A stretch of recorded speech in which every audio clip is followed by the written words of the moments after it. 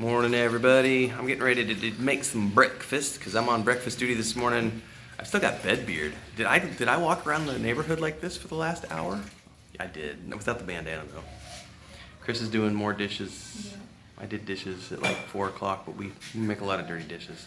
What are we cooking today? Burritos. I'm gonna make burritos this morning using the big pot of black beans that we made the other day, and we've got some ground beef left over from when I made the red sauce a couple of days ago. So we're gonna get into that this morning, so stay tuned. Making burritos from scratch here at home. I don't think we're gonna do them we're not gonna do them outside on the campfire today. So these are just normal burritos, but they use the beans that we made out there, so they have that nice smoky flavor. So let's get to it. Yeah. I'm hungry. Yeah, I'm hungry too. Hopefully I don't regret doing this, but I'm going into the fridge right now.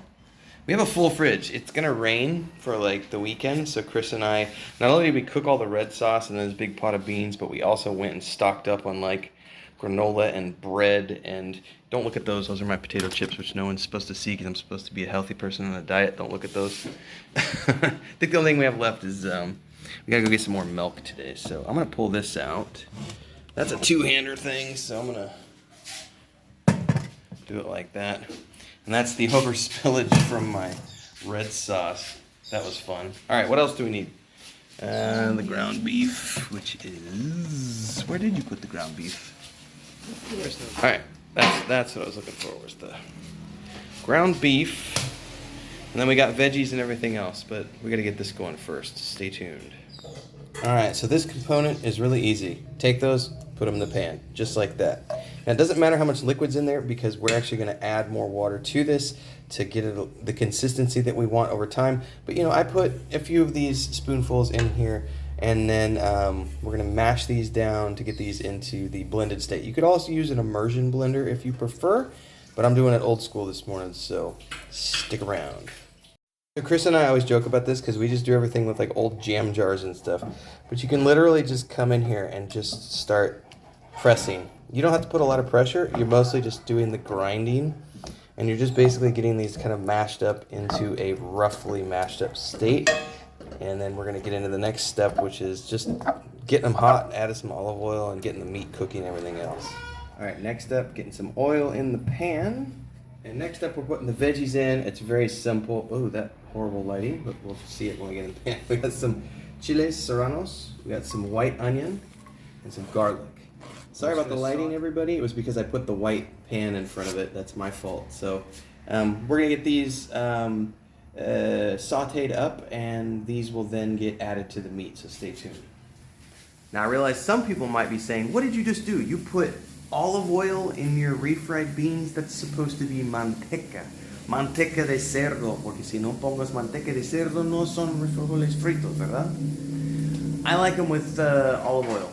Right? When you make them with the pig fat. Yeah, you make them with the manteca. So she does the traditional way with manteca, and I do it with olive oil. It's the same thing. It just depends on your personal flavor and taste. Next up are the spices, which I literally just dumped into a whiskey glass because that's how I roll. So you can put them either or. I'm going to put them into here. It's salt, pepper, a little bit of oregano, and some thyme. So get that in there, get it stirred up. Now, more than likely, I'm not going to have to add any water to this. If you'll notice that because of the way Chris and I make our beans, like these have a nice already runny consistency, which are perfect for once we mix the meat in. That'll absorb some of that moisture and it'll thicken it up even more. But these are going to be perfect for burritos without even adding any additional water to help thin it down. This is just going to be up to you and the way you've made yours, whether you need to add water or not. All right, next up, time to add some of the red meat. So I'm just going to kind of crumble this up as I add it in, just so that it's a little bit easier to stir it up and mix it up once we get into this.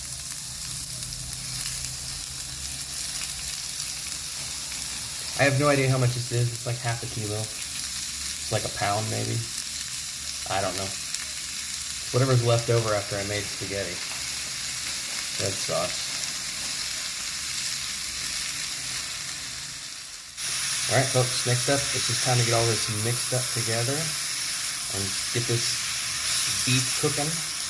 We'll get it cooked down and mixed up with all of the delicious veggies that are in here. Chop it all up like so. Alright, it is time. Got these bubbling away and the meat is done.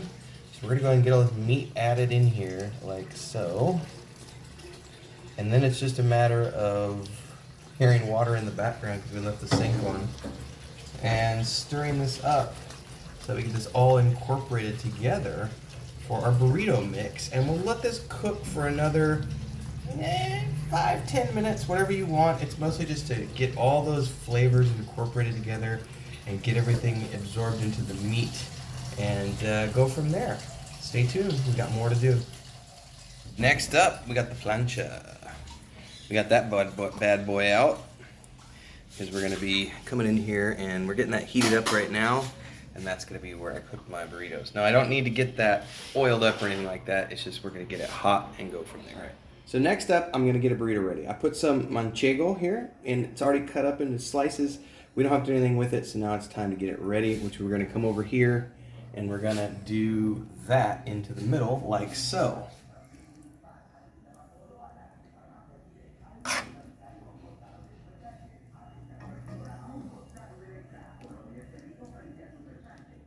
Now, I am not very good at folding burritos, so this is just going to be where I say do whatever you know how to do to get your fold on the back end, like so, and just get this rolled up nice, and we're going to get that prepped, and I got one more to make before I put them on the grill.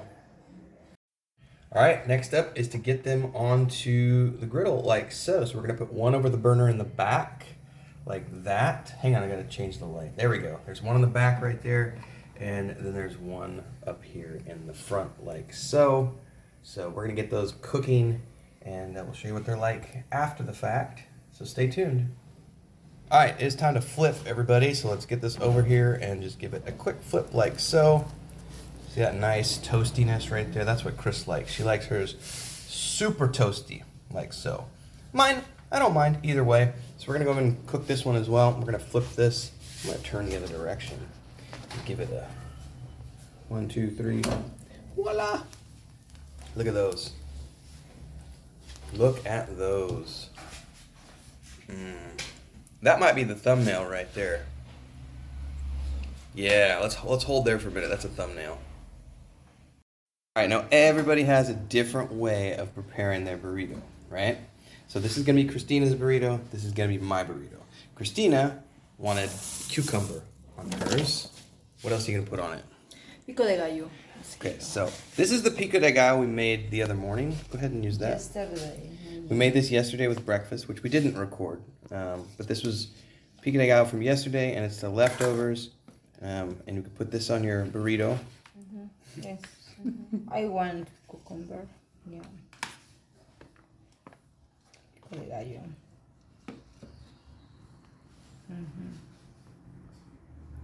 Media crema.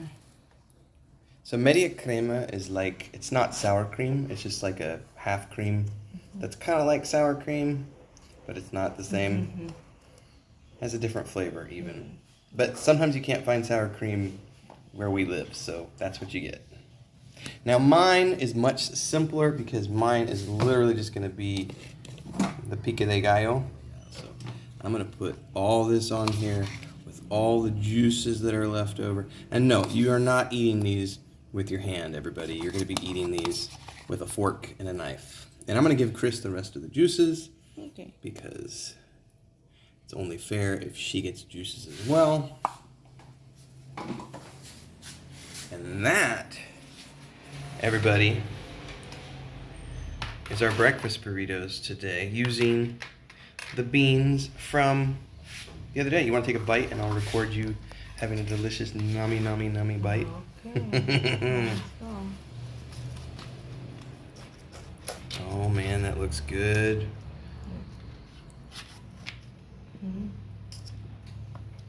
Hey, there's no cats. What's up with that?